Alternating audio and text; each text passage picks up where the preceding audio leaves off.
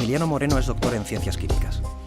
Actualmente es director de Relaciones Institucionales de 3M en España y Portugal, director de la Fundación 3M España y profesor honorífico de la Universidad de Alcalá. Es autor de numerosas publicaciones en temas de responsabilidad social, creación de valor y seguridad energética.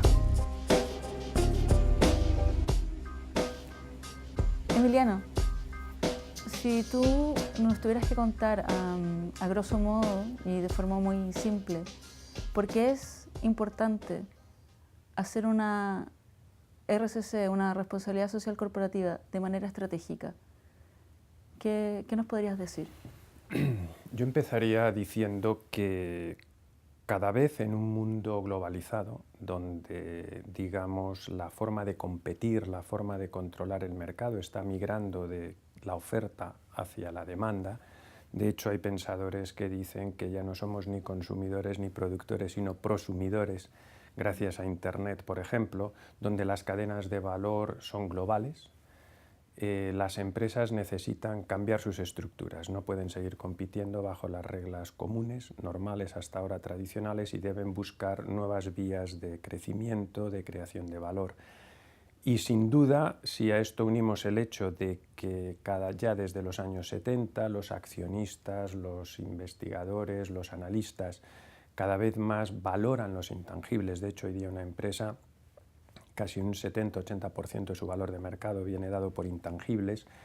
Está claro que la dirección de las empresas debe darse cuenta de que, o se ha dado cuenta, mejor dicho, de que la gestión de esos intangibles es clave para el crecimiento. Y dentro de esos intangibles, el que más influye es la propia reputación. Y dentro de la reputación, la variable de la RSC. Luego, hilando todo esto, podemos concluir que la creación de valor, que sería en cierto modo lo que sostendría la competitividad de las empresas en un futuro, se tiene que basar o se debe basar en una buena gestión, en una gestión responsable de esa empresa, porque va a incidir directamente sobre la reputación, y eso es una fuente de creación de valor.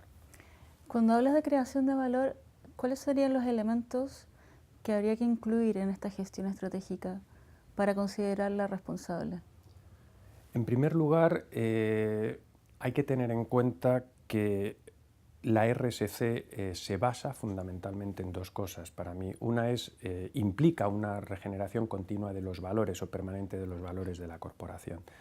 Entonces eso implica automáticamente, sí, estar muy en contacto con los stakeholders, con los grupos de interés. Hay que saber lo que les preocupa, casar eso que les preocupa con aquello que tú eres capaz de hacer por lo que te conocen y dar una respuesta a eso, porque en el fondo eso es lo que va a primar o devaluar tu propia reputación. Entonces, en primer lugar, es necesario estar muy en contacto con estos stakeholders para saber lo que les preocupa. Y a partir de ahí, tus acciones deben estar encaminadas a satisfacer esas necesidades. Y todo ello partiendo de la base de que no lo puedes hacer desde la perspectiva de una relación pública, porque una relación pública limitaría a los stakeholders única y exclusivamente a los clientes, mientras que aquí estamos hablando de interaccionar con el entorno. Entonces, tus grupos de interés tienen que ser muchísimo más amplios, tienen que ir desde los internos a los externos o los periféricos, pero siempre mucho más allá de lo que son los propios clientes.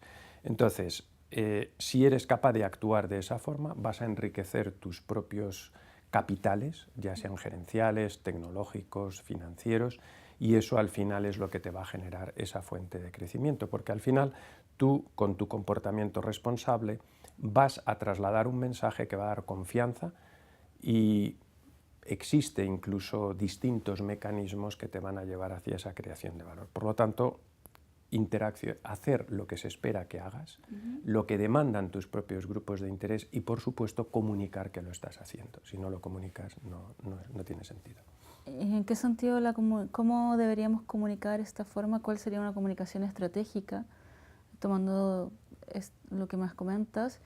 ¿Y qué se debería comunicar? ¿Qué de todo lo que hace una empresa es lo que se debe comunicar? Hombre, yo creo que cuando tú haces o tratas de hacer lo que están demandando tus grupos de interés, lo que estás buscando es interaccionar en el entorno, sobre el entorno, influir en ese entorno para reducir al máximo tus riesgos reputacionales. Por lo tanto, lo que debes comunicar es que estás haciendo cosas todo lo que estés haciendo en base a reducir tus riesgos. Es decir, te tienes que anticipar de alguna manera a aquellas posibles quejas o demandas que pudiera haber en tu actividad. Por ejemplo, en el caso de una empresa petrolera, pues si está haciendo en toda su cadena de valor, aplicando determinados principios de derechos humanos, de protección medioambiental, etcétera, lo que debe comunicar es eso porque de esa manera estaría influyendo en la percepción que se puede tener acerca de ella. Eso, digamos, de cara al exterior, de cara al gran público, a esos stakeholders. De cara a los accionistas, pues evidentemente la única forma sensata hoy de hacerlo es a través de los distintos reportings que están reconocidos internacionalmente, como puede ser el Global Reporting Index o alguno de estos. Yo distinguiría, por lo tanto, dos tipos de comunicación. Una mucho más dirigida hacia los accionistas, aquellos que van a valorar de alguna forma tu forma de actuar, porque nadie que sea del gran público va a leerse esa memoria, pero sí aquellos accionistas, aquellos inversores, y luego por otro lado la que va dirigida al gran público, esos que son quizás mucho más periféricos, que incluso internos o externos, como grupos de interés, pero que de alguna manera pueden influir muy poderosamente en que tú puedas llevar a cabo tu misión. ¿Cuáles son los elementos de una incorporación estratégica de la responsabilidad social? ¿Cuáles son los elementos claves que toda empresa debe considerar y luego, como tú dices, posteriormente comunicar? Yo creo que hay realmente, para mí, tres cosas. La primera es, antes de ver cómo se hace, tener muy claro que nuestra organización tiene que estar preparada para actuar estratégicamente. No todas las organizaciones lo están, casi todas están diseñadas para controlar la estructura, porque es la forma de controlar desde el poder cómo opera la organización. Además, eso implica una visión muy cortoplacista. Por lo tanto, lo primero es una organización basada en la estrategia. En segundo lugar, la propia dirección de la empresa tiene que tener muy claro que la RSC es una fuente de creación de valor. Si no lo tiene claro, siempre la va a considerar fuera del ámbito estratégico de la organización, lo va a considerar una campaña más de relaciones públicas, generalmente enmarcada en un plan de comunicación. Por lo tanto, es importantísimo que la dirección de la empresa entienda que está creando, que es algo valioso y por lo tanto sirve para crear valor, que en el fondo, y aunque no esté directamente relacionado con la pregunta, es una manera de aplicar la definición de marketing. El marketing implica una relación, como dicen los americanos, win-win con tu cliente. La RSC lo implica con el entorno. En el fondo tú buscas relacionarte con el entorno de una forma ganadora para ambas partes.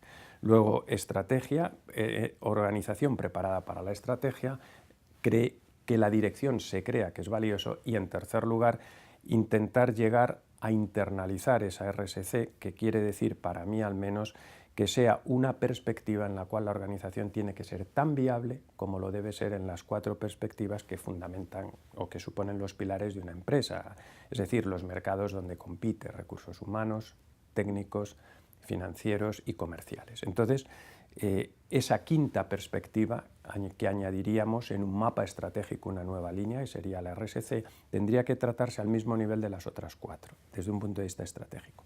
No vas a llegar ahí de 0 a 100, o sea, lo primero que tienes que empezar es por cumplir la ley. Una vez que cumplas la ley es cuando ya puedes empezar a dar pasos, ¿no? Y esto de cumplir la ley, que parece elemental, pues bueno, no es tan elemental. De hecho, todos sabemos que hay muchas empresas que hacen memorias de RSC y no están cumpliendo la ley en determinadas cosas, ¿no?